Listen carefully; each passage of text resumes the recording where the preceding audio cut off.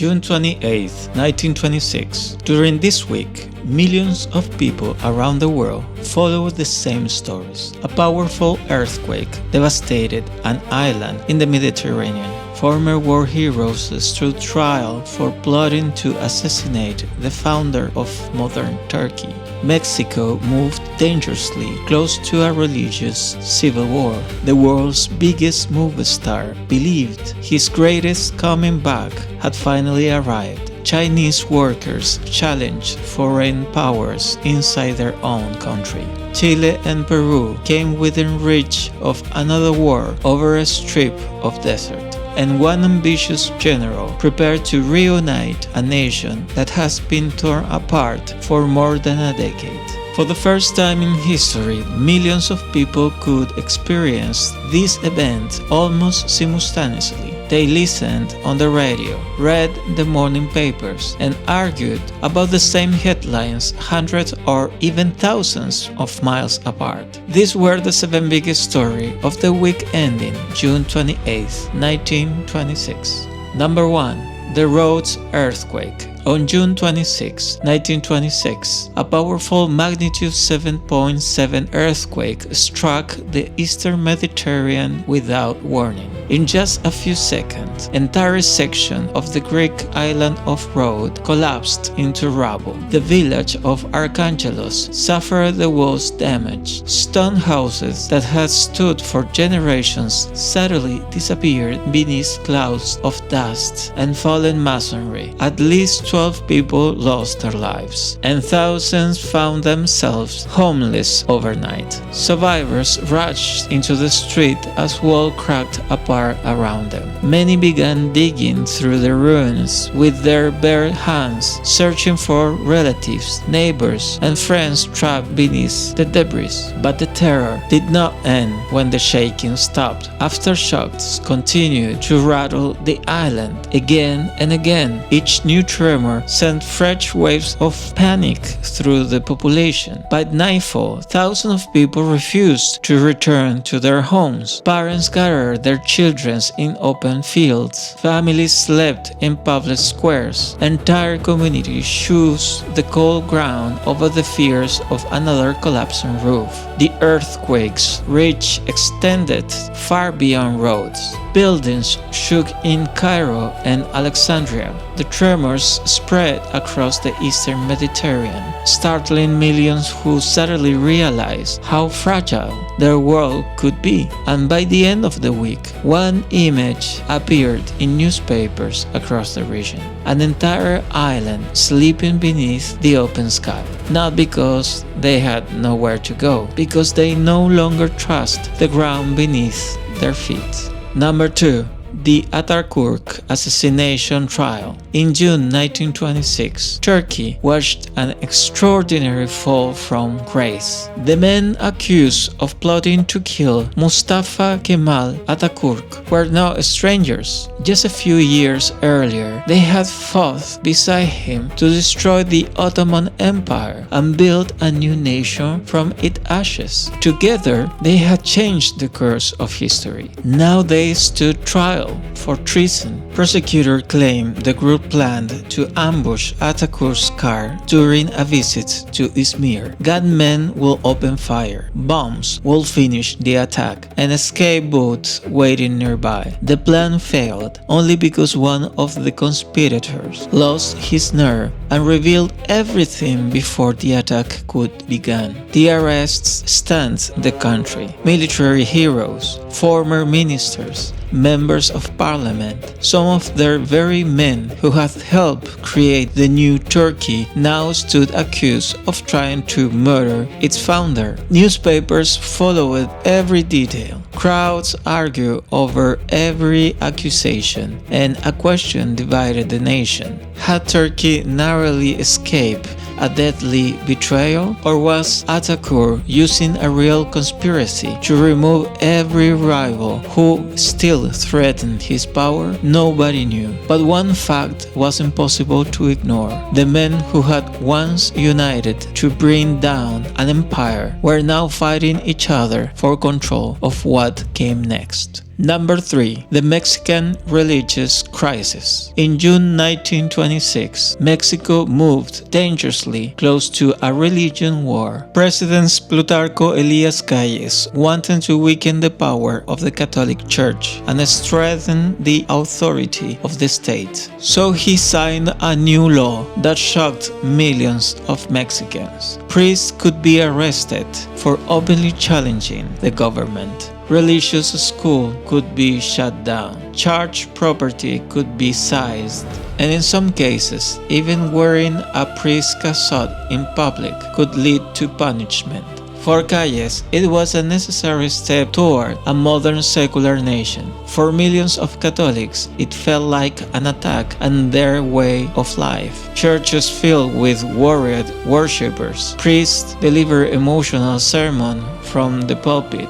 Families discussed whether they should hide clergy in their homes if arrests began. The church did not remain silent. Catholic leaders called for peaceful resistance and began organizing a nationwide boycott against the government. The tension spread across the country. Many Mexicans believed violence was no longer a question of if, but when. And they were right. Within weeks, this crisis would explode into the Cristero War, a brutal conflict between Catholic rebels and the Mexican state. Because by the end of June 1926, Mexico was no longer arguing law about a law. It was heading toward a collision between one of the most powerful governments in Latin America and one of the most powerful institutions in human history. Number 4. Rudolph Valentino.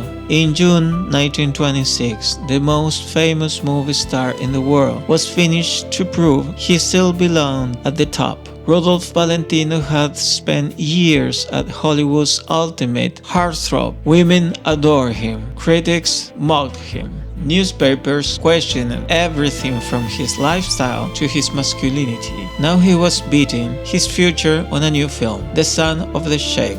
The movie had drained him. The pressure was enormous, and Valentino desperately needed a hit. On June 28th, filming finally ended. He believes the film will silence his critics and restore his reputation. He never got the chance to find out. Less than 2 months later, Valentino sadly died at just 31 years old. When The Sound of the Sheikh finally reached theaters, it became a massive success. The critics disappeared, the fans remained, and the film he hoped would save his career became his farewell to the world. Number 5. The Shanghai Strike. In June 1926, thousands of Chinese workers walked out of a Japanese-owned textile factory in Shanghai. At first glance, it looks like a simple labor dispute. Workers were protesting low wages, abusive supervisors, and the dismissal of several colleagues. But